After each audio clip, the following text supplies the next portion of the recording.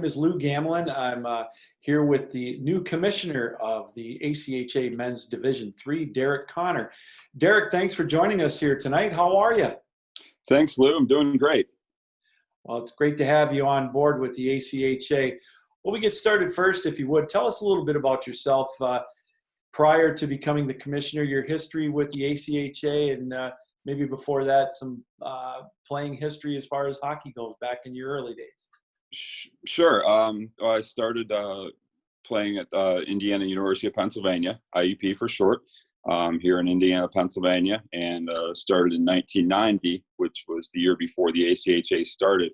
Our team chose not to join the ACHA the first year it started, so my junior and senior year, but we did join, and I was a member of the ACHA for those first 2 years. Jumped right into coaching after I graduated.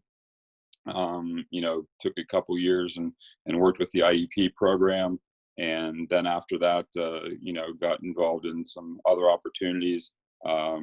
Came back as the GM of the program about 15 years ago, and that again branched off into other opportunities where I became a league commissioner, and basically I've kind of done it all: coaching, general managing, recruiting, league commissioners, and it's kind of afforded me this opportunity now to work with the ACHA Division III membership. Well, you're taking over for an icon in Sam Kelly, one of the nicest gentlemen I had a chance to meet on and off the ice. Tell us a little bit about your friendship with Sam, the person you're taking over. Sam was my coach at IUP, first of all, and so I developed, my relationship with him for 4 years there, and I was the team president for my last 2 years. So we worked kind of hand in hand, and with the program. And after that, like I said, I got right into coaching, and he was the person who afforded me those opportunities. Really, was not only a coach, but a mentor to me, and even first and foremost, a friend. Developed that relationship with him over the years that I got to know him. That I played under him and worked with him. And I got to, my first year was Sam's second year with the program. So I kind of got to see how he built the program, learned a lot of great information from him. And even when I stepped away from the program for a couple of years, always kept in contact. I still recruited for the team. So it's been, since my freshman year of college, a lifelong relationship and friendship, and I wouldn't be in any of the positions I am now without Sam Kelly's mentorship, leadership, and friendship. Definitely, like I said, a great man. He definitely will be missed, and I know that he'd be very happy. He's probably looking down on you right now, very happy that you have the opportunity to be the commissioner at the D3 level. What excites you the most about coming on board as the commissioner of D3 right now? D3, I think, has always had a great potential for growth. And, when, there's in most of the country, there's been a uptick in youth hockey. The numbers at youth hockey are on an uptick again. And, like I said, the potential for growth, not only for new teams coming in to the new colleges coming into the ACHA and coming in at the Division III level. There's also, programs that, outgrow having one team and need to develop a second, sometimes even a third team in some of the universities that we have at the ACHA. So really looking forward to working, with those, not only the established programs, but the programs just kind of getting their feet wet, or just, like I said, starting a second or third program to join the ACHA, because there's that much interest. I've had experience at IUP where we had one team for the first 25 years and had the interest and had the ice facility to have a second team. So kind of been through that whole ringer before. So, that's what excites me is working with teams that are not only established, but, teams that want to join and want to become competitive programs. And I think I can help them, reach the levels they want to. We're here with Derek Connor. He is the new commissioner at the Division III level of the ACHA. My name's Lou Gamelin. Derek, what are the things that you'd like to see happen this year at the D3 level, 2020/2021? Personally, I want to. My goals are, first of all, for the communication of the league. I want to be able to reach out to all the league commissioners, which I've started the process of doing, getting to know them, getting to know their specific leagues and regions better, and making sure that I'm getting input from everybody. We are going to do some Zoom calls next week with all four of the regions in Division III, and have a Q&A afterwards. So my big thing is communicating with all the teams and all the commissioners, and just making sure that they know I have an open door. Anytime that they want to get a hold of me, give me a call. I'm always ready. I'm always here to help them and help their programs. I'm hoping, obviously, that we have a complete and memorable season, especially for our rising seniors this year. Obviously, we have some things to work through with COVID-19, and that's we're working toward that. That leads me to my next question for you, Derek. With the COVID-19 situation, something that was new for all of us last year, of course, the onset of it right before the national tournament, just an abrupt end of the year.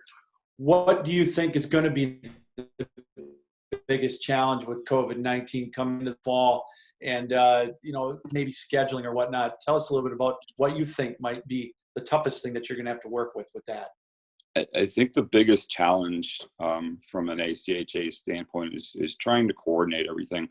Every team is going to have their own situation and restrictions, and hopefully not. Things will get better, and we'll be able to have, like I said, a complete and full season. But I think what the ACHA is doing right now, they're doing a great job in gathering information. Finding out what schools are doing what first and foremost academically, whether they're coming back to campus, doing a remote online campus. So we're kind of gathering information at this point and seeing where we're at, and from there, developing and assessing contingency plans based on the information we're getting. I think fortunately for us that we'll have some time before our season starts where the NHL will have resumed, other professional sports will have resumed. We'll also have college football will have started before our season. So we'll be able to take, the information that those leagues gather and that we have available from them and work that into our system. So obviously, if things don't go as planned with those leagues, we'll have to adjust our situation. But hopefully, the NHL and they can get their games and their playoffs in, and from there, hopefully things will go well for us. We'll also have a great partner with USA Hockey that we'll obviously lean on for guidance and recommendations, because they'll be having team tryouts and tournaments and things like that happen before our season. So again, we're just kind of in a gathering information phase, and just try to need to be flexible. Need to be flexible throughout the season as far as scheduling games. Some teams may not be able to travel. And so we'll probably leave it up to each league as far as what they want to do, as far as whether they want to schedule games that are have a season that is a little bit different than what we are commonly used to, whether it's you're playing mostly local teams, playing an open schedule with a tournament style playoff at the end of the year, because we understand all teams are not going to be equal as far as what their participation level is going to be from the universities. Now, you've been involved with the ACHA for quite a while, and this year, I believe, is the 30th year anniversary, and it's an exciting time for the ACHA. It's grown in leaps and bounds, especially in the last 5 to 10 years. If you would talk a little bit about that, what do you think has been the biggest growth within the ACHA over the past 10 to 15 years? I'd say the past 10 to 15 years has been the women's division. I think, that the growth of that, and again, talking about untapped potential, I think that's got a lot of potential for growth. And I know we have some great leaders at those levels who are working on the same things that I want to work on, is making sure we're establishing more teams and giving them the right direction on how to start and become a solid college hockey team, a non-varsity college hockey team. On the men's side, I see a lot of, again, a lot of new teams coming in. So, again, I think there's a lot of players who are looking to play hockey in the after high school or after their junior career. I mean, you look at the junior leagues and they've exploded over the past 10 to 15 years as well. So more and more players are looking for those opportunities, whether it's, if it's not NCAA, we want to give them a great place to play hockey, post graduation. So before the season starts in the fall, as far as practice and whatnot, what does your job entail in the quote unquote off season? Mostly, for me this year is getting to know, people. I've known my small area in the Pittsburgh region, as far as the general managers, coaches, our league commissioners, things like that. But it's getting to know, other conference commissioners or people that I've known for years but haven't had a chance to talk to in a while, reestablishing connections with them. So my big goal is just to reach out this summer and, make sure that everybody knows that I'm here and I'm ready to work with them and ready to be the best commissioner I can be for them. And, looking forward to, again, I've made some phone calls in the past couple of weeks and reached out to some people and looking forward to talking to some more people. We've got some great leaders at not only at the national level, but at the league level. And, again, look forward to working with them and making Division III a stronger division. And then when, Derek, if you have any kind of free time in the summer, what do you like to do on a personal level to kind of step away and take a deep breath and for some enjoyment other than hockey? Oh, it's a little, there really is no off season in hockey, especially with this, but look forward to, my family and I go to the beach every summer. So with some friends and family.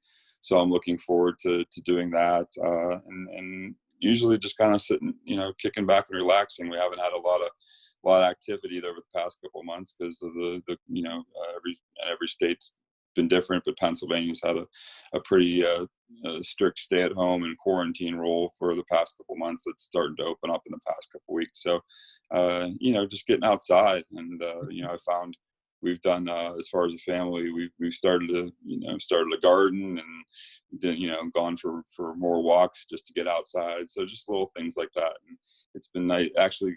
In a way, it's been nice because we've kind of slowed down. My son is home from college here over the summer, and we're cooking meals together and doing things like that. So it's been nice to slow down and kind of get back to nature in such a way. Obviously that in a couple months, that's going to go all away. We had a lot of work from dusk to dawn, from dawn to dusk. Well, Derek, thank you for taking time out of your busy schedule to join us tonight. Good luck. Congratulations on becoming the commissioner of Division III, and look forward to working with you this year. And all goes well. Look forward to seeing you outside of Boston at the Nationals next March. Looking forward to it, and I'm hoping we'll be there. All right. Thank you very much. Thanks, Lou. Take care. You too. Thank you.